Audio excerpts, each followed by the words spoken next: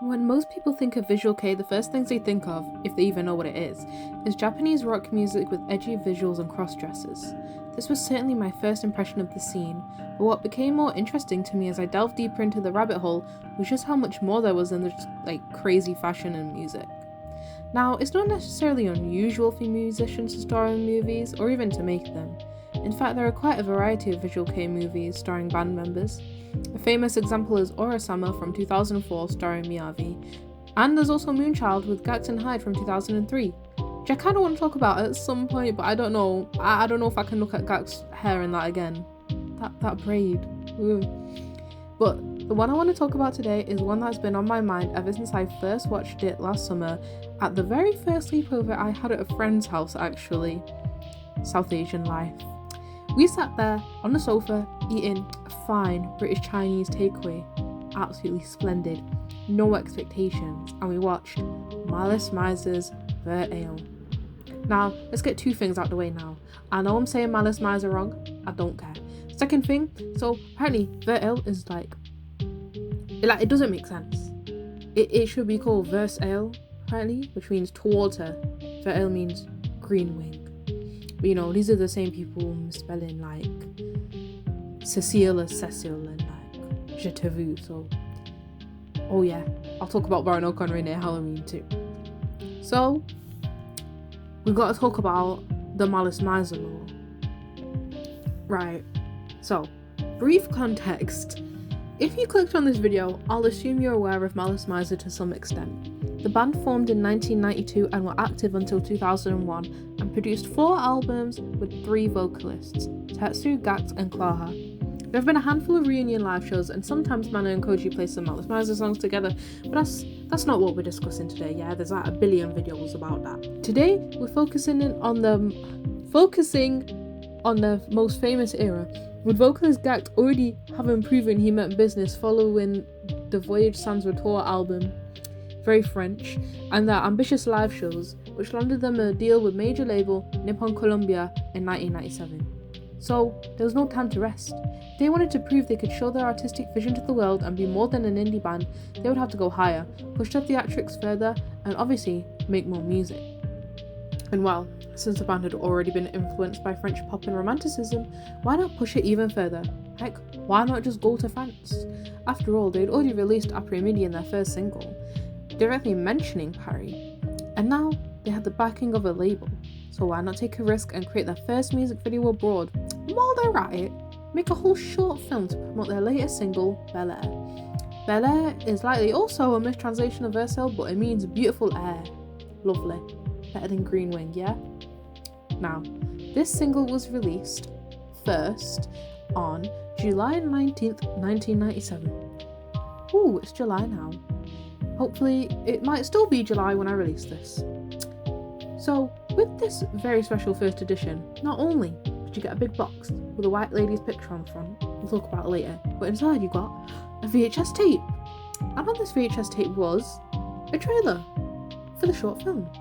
Yes, a whole tape used for a teaser trailer. Big tape, mind you, that's just under 5 minutes. Mind you, the film itself is under half an hour, with around 5 minutes of that used for the song's music video. The trailer makes it seem very dramatic, yeah, this is movie of the year. Move over Tarantino, move over Spielberg, this is going to be a banger, you better go buy it. And it's what's the point? What, Baron O'Connor, yeah, have a trailer that long, because it's 80 minutes, yeah, but for this, could they not have just put the music video bit on the VHS, which holds clips in the music video that, link to the film and would encourage you to buy it? I don't know. I mean, I guess giving the whole film away with the first edition could have been too much. They had to make their money back, didn't they? So, enough of the odd trailer. The second edition of the single was released on August 6th in a more standard manner, which I own. I traded my first edition Lucille with my friend for it because Lucille is their favourite song, and I think it was worth it because not only you get Bel Air and instrumental, but you also get Koji's Colour Me Blood Red. What a banger. That should have been on the Merve album instead of S Conscious. I hate S Conscious. One day we'll discuss that. The VHS tape of Vertel was released on September 3rd, 1997, with it having later DVD releases for La Collection de Singles, on 29th of September 2004 in the limited edition version, which included a little music box that you could turn and it plays the Bel Air theme. You know, like how Mana does in the music video? But whenever I look for these online, like, they're all, like, broken. Like, the music box are just broken, so, like, did they just make the worst music box of all time? Either way, it's still really expensive, even though it doesn't work. And if it does work, you know that price is going up. But it was released again in another edition without the music box on July 19th, 2006. Oh, wait, it was the same day the first one released, didn't it? I just noticed that. Like, I've got all this written down, obviously, but I've only just clocked that. But yeah, 2006. I was alive at that point. Also, if any of these dates are wrong, don't blame me. I'm using the Escape website. Okay. No, not to brag, guys, but I do own Vertel on DVD, but they didn't give me the singles collection. They gave me the booklet for it. But yeah, they didn't have, I guess they already sold that, or I don't know, they weren't selling that, they were just selling the Vertel DVD. I wanted to own it, just, you know, and all the footage, pretty much all the footage of the film that I use is actually, like, from my DVD. So, yeah. There's just something about this film that just brings me back to it. Me and my friend actually watched it again, like, same setup, same Chinese takeaway, like, just to see, like, you know, did we miss anything? And, like, we were still a bit confused. I don't want to take the piss. I want to explore some points of interest, discuss some fan theories. After all, I'm incredibly interested by old fandom culture. It's what made me become a weird little otaku yapping on the internet. Now, I better get on with it, yeah? And, you know, I write a lot of short stories and films, so I like to think I've got a good understanding of what's required to make them work well. I got an A star in film at A-level, actually, so hopefully that does me well. Okay, let's get the plot down. The film takes place in France, probably like early 1800s-ish, I think. They filmed in Parn, I don't care, however you say that.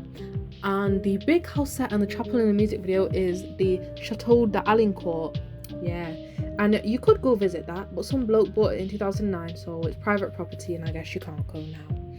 Anyway, the film opens with a mysterious book which says Merveille.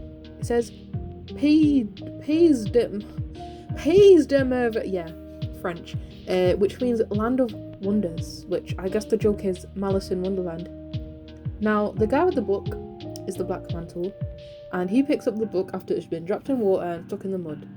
And then that leads us into the story. And now that's where things get a bit, weird now. The story is told in a non-linear narrative, I believe. Like, the scenes aren't in proper order. So, we'll start off with Gackt, credited as the hero, but quite soon we find out that what he is what, you know, we in England would call a waste man. And he wakes up after a weird nightmare in a woman's bed. This woman isn't his wife, though. After he gets dressed, it's the next scene, and we do see his wife, credited as the heroine, played by Judith Chancel. And my friend found her Instagram. She also found the Instagram of the other woman, Vanessa, which is cool. Anyway, let's just keep calling her Judith, okay? So the next scene shows Gackt riding off on his horse, and she tries to chase after him, but to no avail. Yuki, who is playing her brother... What? You can't see the resemblance? Yeah, he's a good brother and tries to comfort her. We then see Gackt getting absolutely hammered at the tavern and being caressed by Mana, who is the higher prostitute, and the Black Mantle is here. But then in the next scene, everything's okay. Gackt and Judith are out on a date, having a lovely stroll in the forest before entering the town. Gackt bumps into the Black Mantle there, and we get to see Kami, and he's just lurking.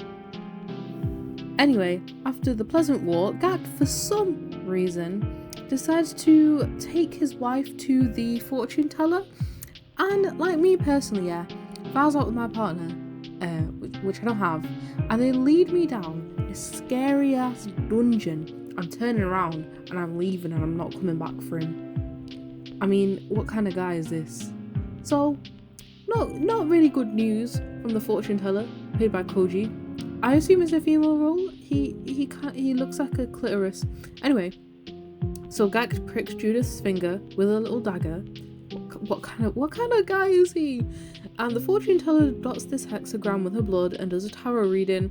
Heavy focus with the death card, and the camera shakes to really emphasize it. Ooh, scary. Then Judith's looking out the window, like bare wistfully, like seemingly unwell. You know, she's a bit pale looking. She doesn't take any tea or fruit from the maid, who is also played by Mana. In the next scene, she's alright again. So yeah, this film's told out of order, I think. Gackt and Kami are fencing outside because, you know, they're rich and whatnot, whilst Judith and Yuki are watching. I love how Yuki looks in this film, like, yeah, that's just who he is deep down. You know, like when he posts on Twitter, I'm just like, yes, uncle, yes, the fit eats. And I'm just like, bless his cotton socks. Like, he's so cute, man. For Mana, I say bless his polyester socks. Anyway, Kami loses this fencing match, and Gackt helps him up. He goes over to Judith, and obviously she's happy for him. And Kami is really ominous again. He's just watching. He looks at Judith, then at Gackt, and then the scene ends. The black mantle turns the page, transitioning us to another scene where Judith is likely unwell again. Yuki tucks her into bed and looks as handsome as ever near the window. The use of him wiping the window, like the condensation as a transition, is just like, wow, this is technology here, guys. So Gackt, Judith, Kami and Yuki are sat in this drawing room, which is, you know, where you'd watch entertainment, and they're watching Koji do a little pantomime performance. I can speak, guys, I promise. He is dressed as a Pierrot, and this scene gives me secondhand embarrassment. He gives me secondhand embarrassment a lot, but he's my homie. It's fine. The music is very jolly. They're watching attentively, and oh my goodness, why does Yuki look at him like that? Like, you know, he ain't got a wife in this film. Like, what did they tell him to do? Like, what in the script said make that face at Koji? All is well, until Kami looks over at Gackt, and then the music and performance change. Koji starts tweaking out and mimes cutting himself with a dagger and lies on the floor and dies, in a sort of attractive way, actually. Now it's looking dark for Judith in the next scene, as she says the only line of dialogue meaning, "I am going to die," in French. So Yuki, being a good brother, you know, sets off to go find her husband, who is off in the tavern again, drowning his sorrows instead of being with his sick wife. By the way, the tavern itself is called Au Grand St. Claude Bon Logis à Pied et à Cheval. Yeah, that was really good, innit? That means at the Grand St. Claude, good lodging for travellers on foot or on horseback, which is a bit of a mouthful, isn't it, in either language. The black man who comes in the tavern, yeah, with his little book, and all the girls are like, ugh, you know, and they ignore him. So Gackt's being caressed by Mana again, and then Kami comes in and all the girls are like, yeah, I want a piece of that, which, you know, quite real. He yanks Mana away and confronts Gackt, pulls out a dagger and slits his wrist, and not only is Gackt's character a bad husband, he is a bad friend, because he just watches and he doesn't really care. Fun fact about this scene, in an interview, they said that they had to keep retaking it like 4 times because Kami acting serious with that face kept making Gackt giggle, and Kami said the fake injury would peel off, so it was really annoying. Yuki comes in, cut up from riding in the forest too fast, I can only assume that's what it is, and Gackt's like, whoa, like he locks in. He robs Yuki's horse and rides home as fast as he can, getting like dirty and cut up as well. But not before Mana's character ominously stands by the door with her fan and watches, like, yeah, she knows who's gonna be back. So Gackt goes back to the manor and rushes inside, and oh, he's in heels. I love the sound of them. You know, he's just clippity clopping up them stairs, and it's too late because we see Judith's arm and it falls, and it's like, yeah, that's how you know she's dead. One thing I really like about this scene actually is that when Gackt comes in and he's realised what's happened, he doesn't quite touch her face, he stops just close. Like, he's ashamed, you know, he should be. He's got a lovely snake ring on, and I'll talk about that. Don't worry. So, we'll get to Gackt, cut up, holding her body in a field with lots of fun camera angles as Bel Air begins to play. The music video takes place in this chapel, and we see religious iconography such as statues and crosses directly opposing the occult imagery of the fortune teller's den. Chapels are reminiscent of marriage but also the funeral proceedings, and as expected, this is a dramatic song about the grief Gackt's character is experiencing. I cannot stand the close-up shots of Gackt. The lighting only makes his blue contacts look awful, even more awful than they probably were in real life. It's just like total jump scare. In terms of costuming, it feels ironic that Gackt is dressed in such a princely way. Ironic because he was nothing of the sort to Judith. In terms of the costuming of the others, it's definitely iconic, but I'm not really like 100% on their meaning. Koji is dressed in a way that reminds me of like his role as the Pierrot and the fortune teller, mostly the performer side.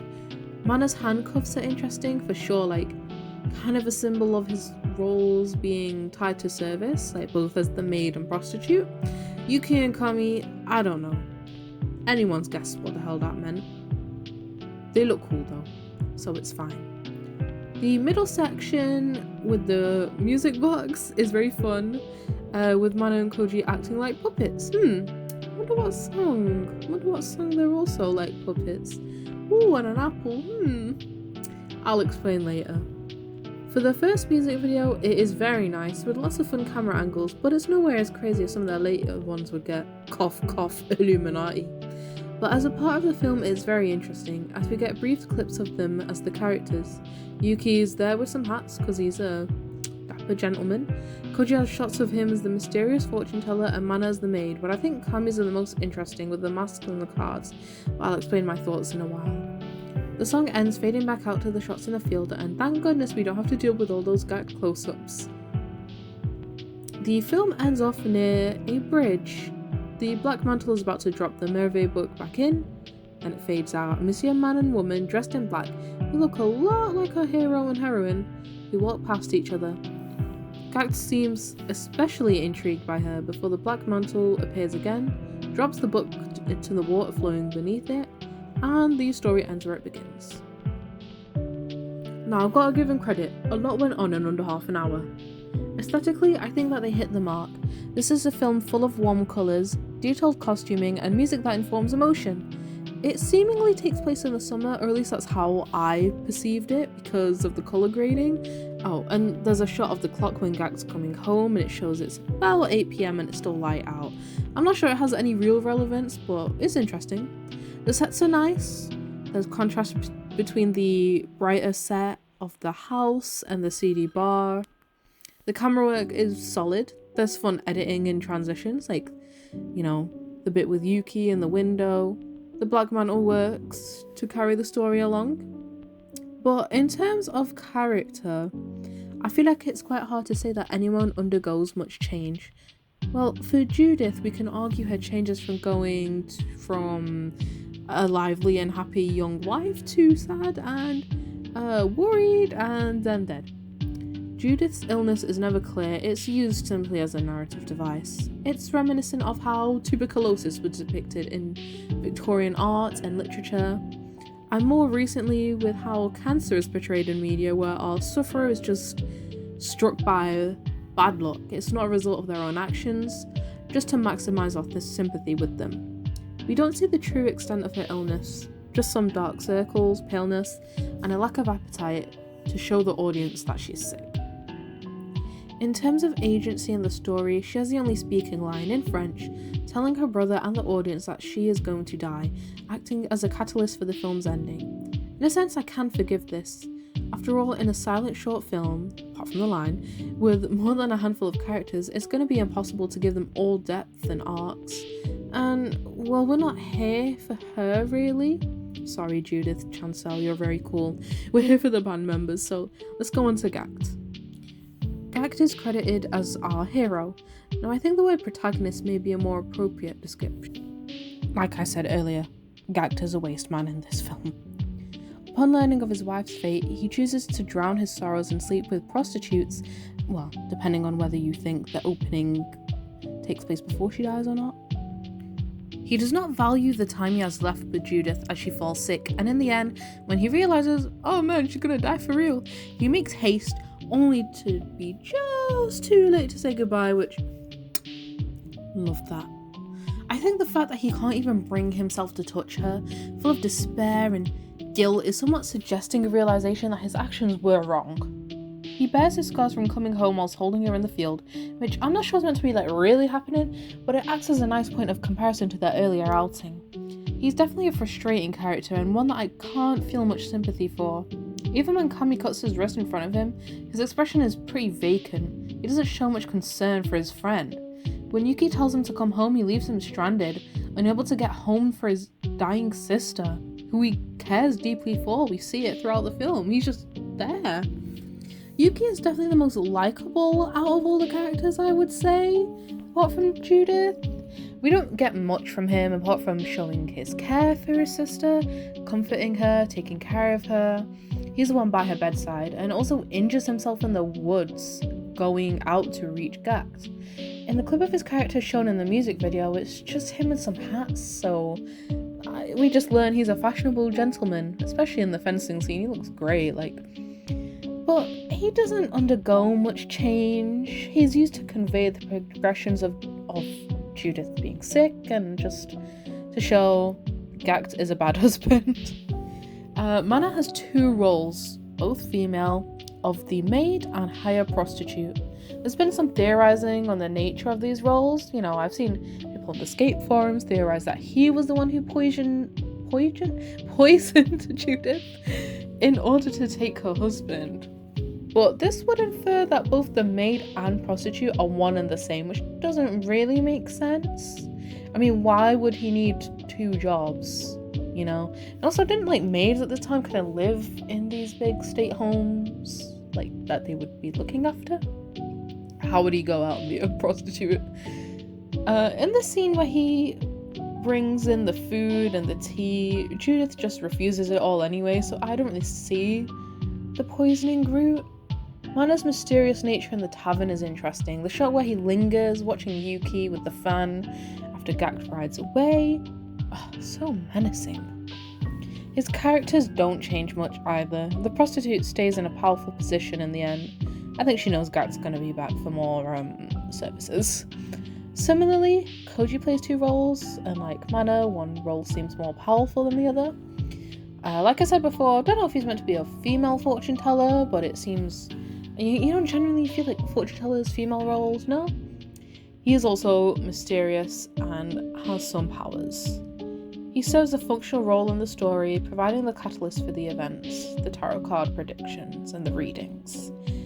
Later, as the pantomimist, which he does a really good job of, by the way, actually, apart from it being a little cringe, the credits show he had someone there to teach him. I'd love to see him rehearsal footage of that. He reminds us of the tragedy about to befall our couple in a shocking manner and creates a scene that is unsettling and uncomfortable to watch as he shifts from being silly and fun to erratic and depressed. This just leaves us with Kami as the last character of discussion, credited as the nobleman, which I think is a very interesting character here and in my eyes is definitely meant to be involved in a love triangle involving Gackt and Judith, but I don't think he wants Judith. I had already had the idea in my mind as the lowly fujoshi I am, but upon stumbling upon Tumblr user Crispy Kiss and their theory, I'm convinced. I'll link the post in the description, it's a great read. But essentially, they use Koji's Piero character and the scene as the crux of the argument. The Piero is a stock character in Commedia dell'arte, a form of Italian theatre that made use of stock characters to improvise stories. Masks were often used to show characters. It's a whole thing, okay? Fun fact, in sixth form, to all you non-Brits, you go to sixth form or college at 16 to 18. You do 3 or 4 subjects before you go to university, right?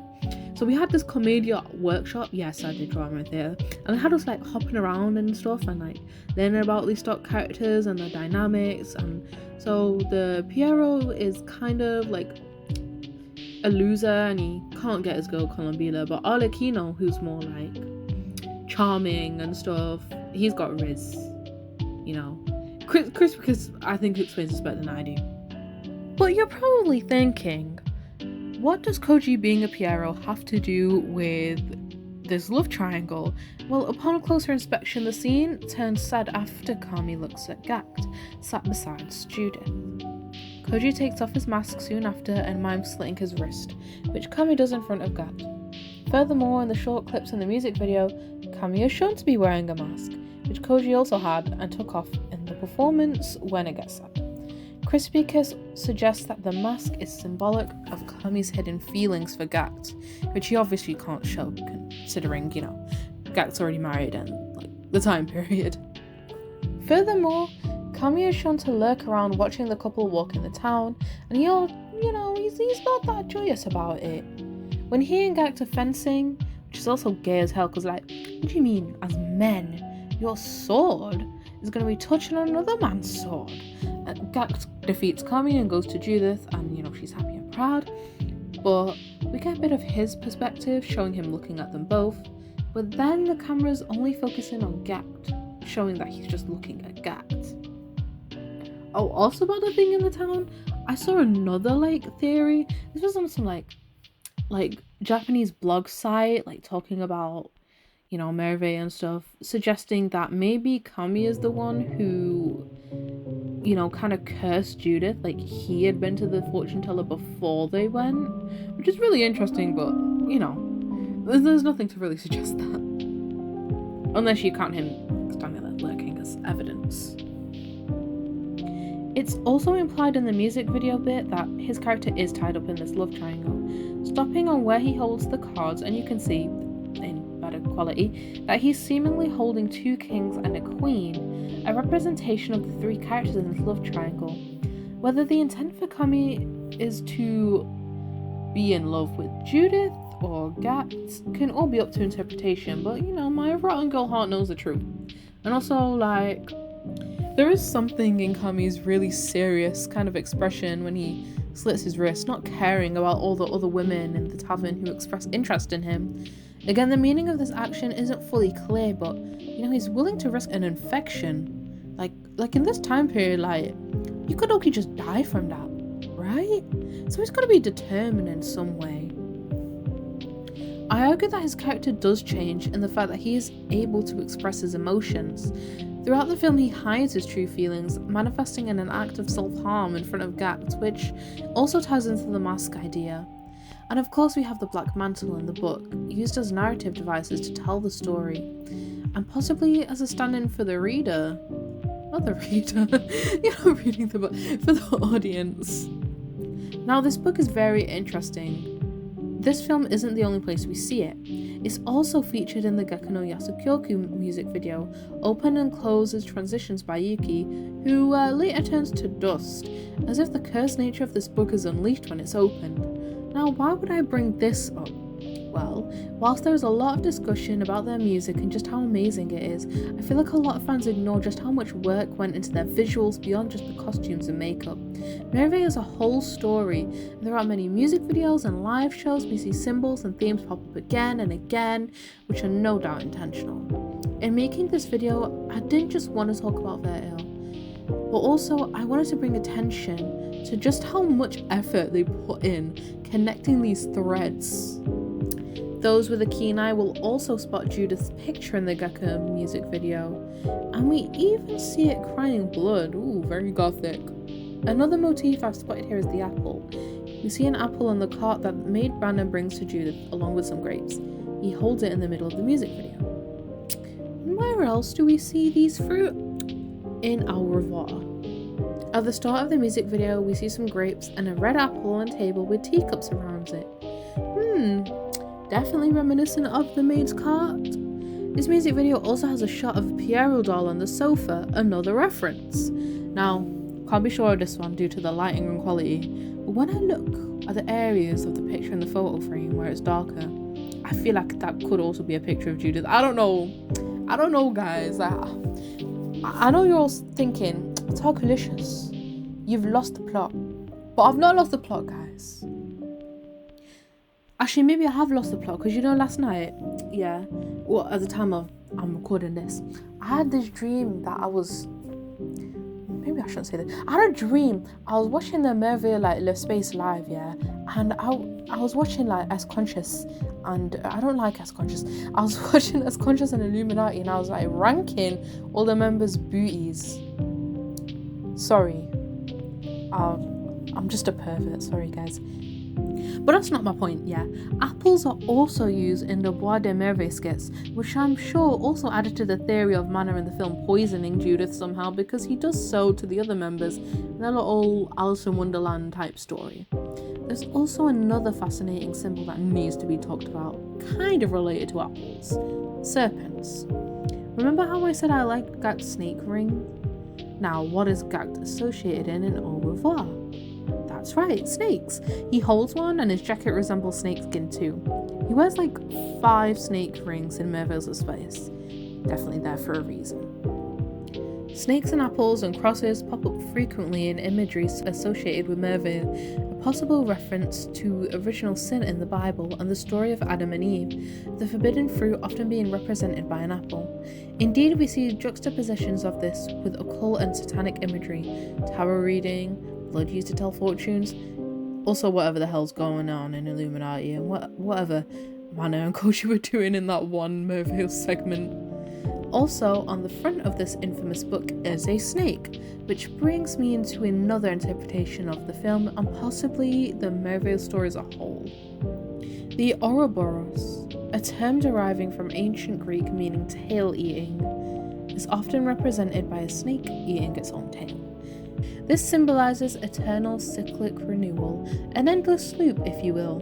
The ill ends the way it begins, with the book in the water, discarded only to be picked up again someday. In the fortune teller scene, the book he opens also has an Ouroboros within it, which could be the ritual that begins this loop. When we see Gackt and Judith walk by each other on the bridge, they're dressed in more modern clothing, in dark colours instead of the light ones like before. She doesn't seem to recognise him, but there's a sense of deja vu in the way Gackt turns to look at her, remembering his past life perhaps, suggesting that this story is only going to repeat for them. I just hope he's a better husband this time. I also believe that the story of Gakko no Yasukyoku is another example of lost love and eventual reunion that's connected to Viril, symbolising how these lovers, the doll and the jester puppet, reconnect, as we see at the end of the film. Hence we see the book and Judith. And there's a lot of cursed things that happen in that music video. Seriously, why does Yuki turn into dust? Why does Kami just not care about it? There's just so much I could say about Merveille and this era of Malice Mizer as a whole. But I believe that would warrant its own video. Viril doesn't have a huge moral at the end of it, but sets itself up as a key part of the album's story and marked Malice Mizer's new beginning. Elements from this film, such as the lack of dialogue and European setting, as well as the idea of reincarnation, the occult, and tragic love, will be used again in Baron O'Connery, and yes, I will get to that someday. It's also interesting to think about how Gackt's Moonchild would also use sickness and his love interest character to move the story forward, and how this would also be overshadowed by the homoeroticism in that movie. Viril is by no means absolute cinema. It's confusing, it's not very long, but it serves its function as giving us a world to go with the song, setting up its key themes and symbols used throughout this era. I can't say for sure what it is that has made me watch this film 6 or 7 times. 6, 7. But there's a genuine attempt. There was effort put in. They weren't just going to France to mess about. It leaves the viewer so much room to interpret the events and draw connections to other songs and performances. It does annoy me a little bit that this film often gets overshadowed by Baron O'Conray. I mean, I understand why. It's a longer film, highlights more of the music, and they're hot vampires and that.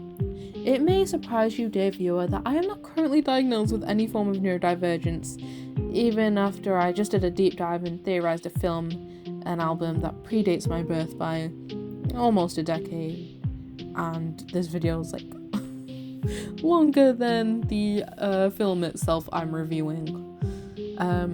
Yeah, maybe this could be used as evidence. I chose this to be my first video essay because this film has been on my mind frequently for almost a year now. It even inspired a creative writing piece connecting it to the story of Gackt that I submitted for uni. I've actually done 3 Malice Mizer related assignments for university in this past year.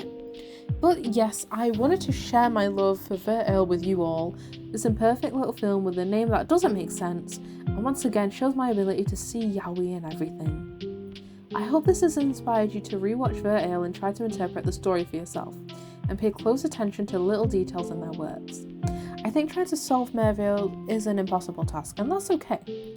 I know that so many people hold their music close to their hearts, but unfortunately, I am not an expert by any means in music. I just like what I like. What sets Malice Mizer apart from so many visual kei bands of their era is how dedicated they were to storytelling and world building. And as a writer, that's what appeals to me most. I didn't really expect for this to become a video about my general appreciation for the band's work in terms of creating worlds their songs exist in, but I just think in its current state, this fandom is so fixated on how unfortunate it is that things ended the way they did for the band, and how a lot of us missed out that, we don't have access to a lot. I mean, we can't listen to them in official ways via streaming to support them. There is so much still to be discussed that doesn't rely on interviews that aren't translated or on rumours and, talking about which era is the best. Guys, we've had this discussion. I hope this video really allows you to have as much fun as I did with interpreting their work. I apologise if this video descended into me sounding like MatPat with my theories and discussion. I encourage you all to give me your thoughts in the comments. What do you think the story means? Do you have any sources to share? Did you like this film or think it was just serviceable? Is Baron O'Conray better to you? And please give suggestions for my next videos on what I can do to improve. I'm sorry, my reading of this script is poop. I'm literally just reading it into my phone. Okay, I don't have a microphone. I don't got anything. Yeah, it's just me and my phone and my laptop that dies very easily. I created this little avatar and the expressions myself. I hope she looks really cute. This video took me ages to make, and I've developed a new appreciation for those who make such good video essays. I'm sorry if my editing isn't, top tier. But that's all for today. Thank you so much for watching if you made it to the end of this video. Oh, it sounds so YouTubery. I would like to give a special shout out to my friend on Tumblr, Kotia.zamuzi. I don't know how you say that, twin. For her help with finding connections and for sharing my odd appreciation for Vertale. We've watched this film together 3 times, 4 times. Won't be the last time, I'm sure. Also, a huge thank you to all of my friends in the fandom who've encouraged and supported me in the making of this video. So until next time, stay weird, my fellow otakus.